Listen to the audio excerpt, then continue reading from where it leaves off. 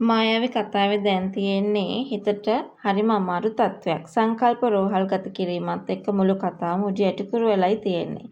පවන්ගේ වැරදි වැටහීම කොච්චර දුරදිග ගියාද කියනවා නම් තමන්ගේ තාත්තව දකින්න පවා ඔහුට අවස්ථාවක් නැතුන එක ඇත්තටම කනගාටුදායකයි. ඇත්තටම පුන්සාරේ කම්පනය සහ දුක. පුන්සාර කියන්නේ සංකල්ප ගැන නිතරම විමසිල්ලෙන් ඉන්න, ඔහු ගැන ලොකු හිතවත්කමක් තියෙන කෙනෙක්. සංකල්පට මෙහෙම දෙයක් වුණා කියලා ආරංචි වුණාම ඇය මානසිකව ඇද වැටෙන එක වළක්වන්න බෑ. ඇය බලාගෙන ඉන්නේ ඔහුට මොකද වුනේ කියලා දැනගන්න උනත්. මේ වගේ නරක ආරංචියක් ඇයට දරා ගන්න අමාරු වේවි. සංකල්පගේ ඇමතුම සහ බාලිගේ උදව්ව.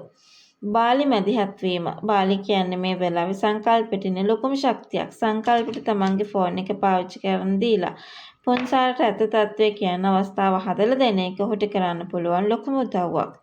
මම දැන් හොඳින් ඉන්නවා කියලා සංකල්ප විසීම පුන්සාරට කතා කරලා කිව්වොත් ඒක ඇයට ලැබෙන ලොකු සහනයක් වේවි.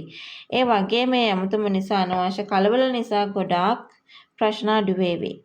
මේ රෝහල්ගත වීමත් එක්ක පවන්ගේ හිතේ තියෙන වෛරය අඩු වෙයිද? නැත්නම් ඔහු තවත් සංකල්පට විරුද්ධ වෙයිද කියන එක තමයි දැන් තියෙන ලොකුම ප්‍රශ්නය.